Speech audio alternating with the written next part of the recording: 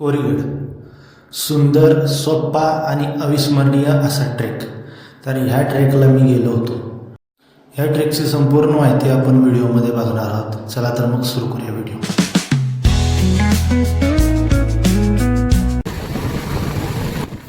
पुण्यापासून 76 kilometre आणि मुंबईपासून 120 kilometre हे अंतर कोरीगडचं आहे.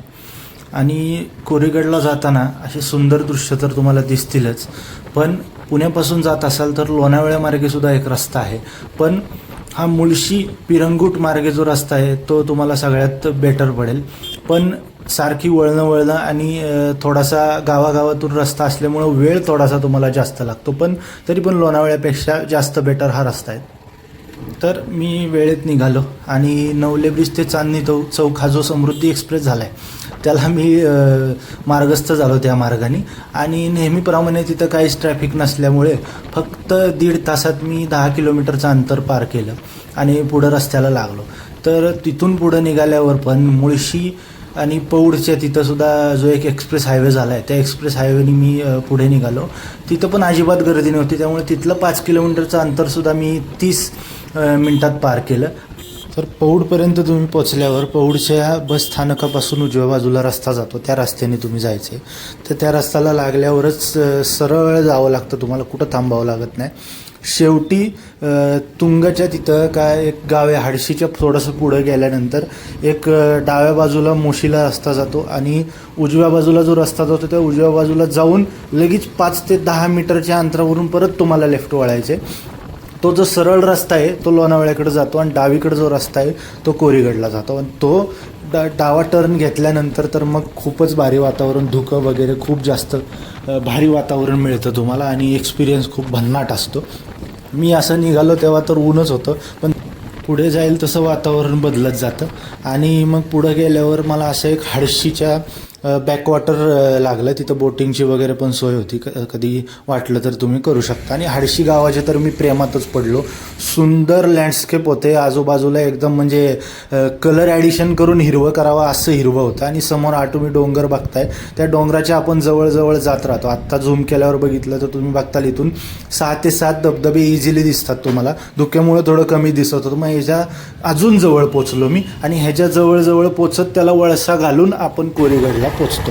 तर जसं पुढं गेलो तसं असं वातावरण जबरदस्त लागलं. पाऊस पण चालू झाला हळूहळू आणि मग ह्या पावसातनंच मी पुढं गेलो. अजिबात तसं विजिबिलिटी खूपच कमी होती, म्हणजे कॅमेऱ्यात दिसते त्यापेक्षा खूप विजिबिलिटी कमी होती. तर मग पुढे निघालो. कोरीगड पार्किंगला खाली तुम्हाला सोय आहे, तिथं पे अँड पार्क असतं. विकेंड नसल्यामुळे कुणी तिथं पैसे घ्यायला नव्हतं, त्यामुळे फ्रीमध्येच पार्किंगची सोय झाली. आणि पुढं तुम्ही गेलात की असं धुक्याचं भरलेला रस्ता तुम्हाला दिसतो. आणि मी तर म्हणजे वीकडेजला जातो, त्यामुळं असं वाटतं की माझ्यासाठी सगळा रस्ता पूर्ण रिकामा केलेला आहे. त्याला जास्त गर्दी जरी नसली तरी तिथं पोचल्यानंतर ट्रॅफिकला बऱ्यापैकी गाड्या होत्या, कारण सकाळी लवकर बरेच जण ट्रेकला येतात. मला जरासा उशीर झाला होता, जसं मी तुम्हाला सांगितलं की महामार्गाने आलो मी. आता आम्ही पोचलो आहे, तर इथं कोरीगडाला चढायला सुरुवात आहे. आणि इकडं पार्किंग आहे, तिथं मागं तुम्हाला दिसत असेल तिथं पार्किंग आहे. आणि पार्किंगमध्ये लावून आता वर जाण्याने येताना कंप्लीट धुकं होतं, 0 विजिबिलिटी, कंप्लीट काहीच विजिबिलिटी नव्हती. तर आता चढायला सुरुवात करतोय. जसं पुढं जाईल तसं विजिबिलिटी कमीच होत चालली. कंप्लीट धुकं आले बघा तुम्ही. मागाशी थोडंसं वर होतं धुकं, आता कंप्लीट जायच्या ह्याच्या रस्त्याला धुकं आहे. त्याला बघू आता किती वेळ लागतो. आता शिड्यांपर्यंत पोचल्यावरच व्हिडिओ चालू करतो, तोवर पटकन जातो, मला जरा यायला उशीर झाला आहे.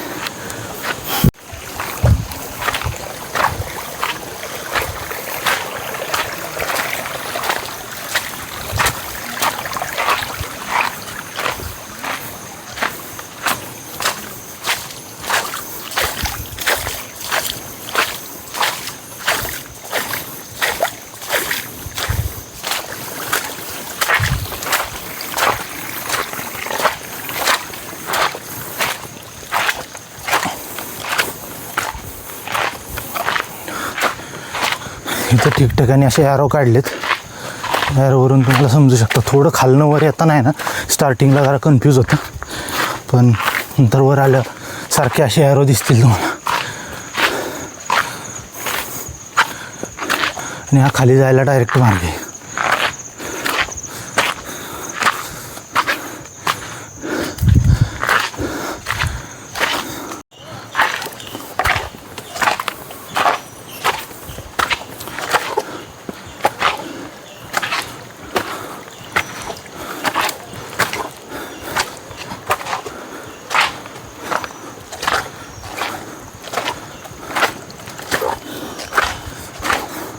पायऱ्यांची तिथं आपण पोचलेलो आहे.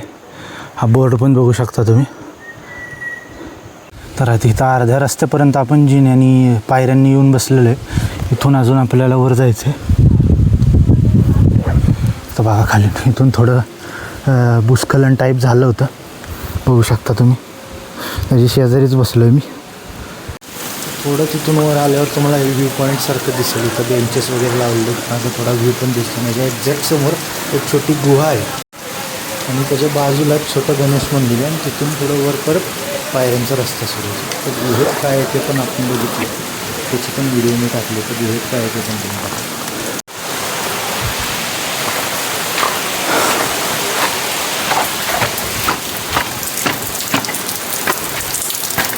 गुहा वगैरे असं राहिला, जास्त काय नाही, बऱ्यापैकी मोठी. आणि इथं पण एक टप्पा, इथं थोडं पाणी साठलं आहे मागं राहायला वगैरे. त्यावेळी कदाचित जे पहारा देत असतील वगैरे त्यांच्यासाठी असू शकतो. इथं गणेश मंदिर पण आहे, ते पण बघू आपण.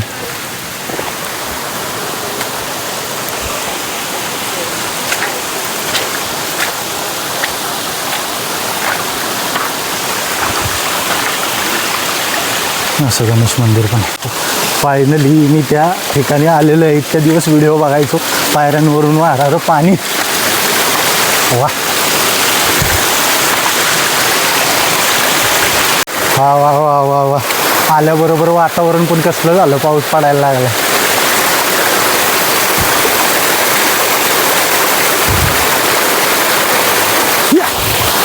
गार पाणी झालं.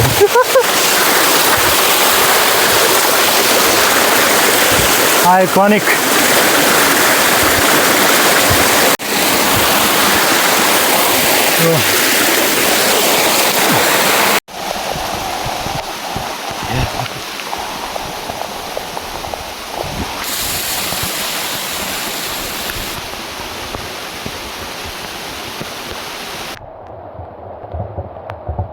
का भेटलेत?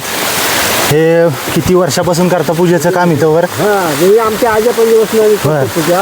आमची फुल डिझिन आहे. आपलं रोज 630 बाहेर आहेत. रोज आहे, रमी आहे. ते बघायसारखे तळी, 2 तळी आहे, ते खाऊ दे. हां. आणि वय किती तुमचं? वय 60. भारी. 30 वर्ष. किती वर्षापासून? आता म्हणजे आमच्या म्हणजे आज्या पंचवसनं आम्ही करतो. आमची पहिली पिढीची आहे. हे सारा शेतीवाले करतात काम, चांगली व्यवस्थित करतात. आणि आता काय काम पण चालू आहे की तिथं मध्ये एकदम भूस्खलन झालं होतं, त्याचं काम पण चालू आहे का? हां, दगडी वगैरे तटबांधी झाली ना, कोरोनापासून काम चालू आहे. अजून चालूच आहे. 73 मीटरवरती अजून. ते काय ते एवढंच लक्ष नाही, मी एवढंच नाही बघत हो. आम्ही आता त्यांच्या मनावरचं काम आपण बोलू शकत नाही. तुम्ही सेवाच करताय? हां, आपण फक्त सेवाच आहे. पैशात मोजून आहे? पैशाचे नाही बघत. नाव फॅक्टर काय म्हणले? सुभाष लक्ष्मण. सुभाष लक्ष्मण देवळे. देवळे दळवी. हां, सुभाष लक्ष्मण दळवी.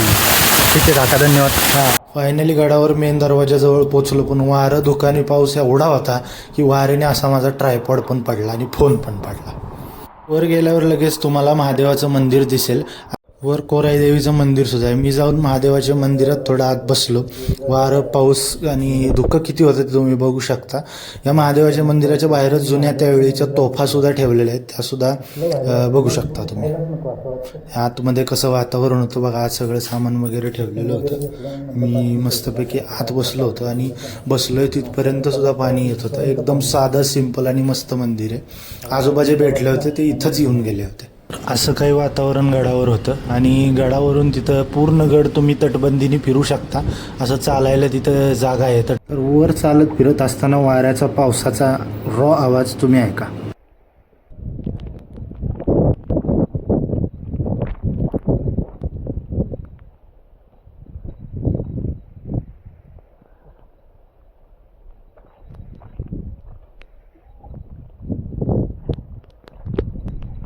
तर अशा प्रकारे मी खाली जायला निघालो. वर कोराई देवीचं मंदिर पण आहे, पण तिथं मला काही जाता आलं नाही. धुकं खूप जास्त होतं, त्यामुळे काही समजत नव्हतं. आणि मग फायनली असे काही फोटोज क्लिक केले. आणि जाताना सुद्धा खाली पायऱ्यांवर येतानापेक्षा खूप जास्त पाणी वाहत होतं. तिथं काय मला जास्त फोन काढता येत नाही. आणि मग मी खाली फायनली पोचलो. खरं तर परत खाली येताना ना पाणी एवढं वाहत होतं आणि एवढं भारी वातावरण होतं, जोरात पाऊस होता, कसलाही आजूबाजूचा आवाज येत नव्हता पावसाचा सोडून. त्यामुळे मी तिथंच पायऱ्यांवर 15-20 मिनटं 2-2 स्पॉटला असं बसलो. आणि खरंच यावंसंच वाटत नव्हतं. सगळं शांतता, निवांत होतं. आणि अशी मला माहीत नाही परत ट्रिप होईल का नाही, असं वातावरण मिळेल का नाही, पण हे वातावरण मला बेस्ट भेटलं होतं. आणि हाऊस बागली म्हणतो ना पावसात भिजायची, मी तर पूर्णच भिजलो होतो. वर अजून फिरू शकलो असतो, पण जरा मला यायला थोडासा लेट झाला होता, त्यामुळे मला जास्त वेळ थांबता आला नाही. तर ट्रिपचा असं इथं शेवट होतो. आणि जसं मी म्हणलं की हे वातावरण बघून आणि भिजून पूर्ण तुम्ही बघू शकता मी कसा भिजलो आहे. पूर्ण भिजलो होतो. तोपर्यंत सगळं वाळलं, कारण बाकी कुठं पाऊस नव्हता. पण हे वातावरण बघून एकदम मन भरलं. आणि माहीत नाही परत ह्या सीझनमध्ये अशा पावसात ट्रिप होईल का नाही, पण ही ट्रिप तर एकदम बेस्ट झाली.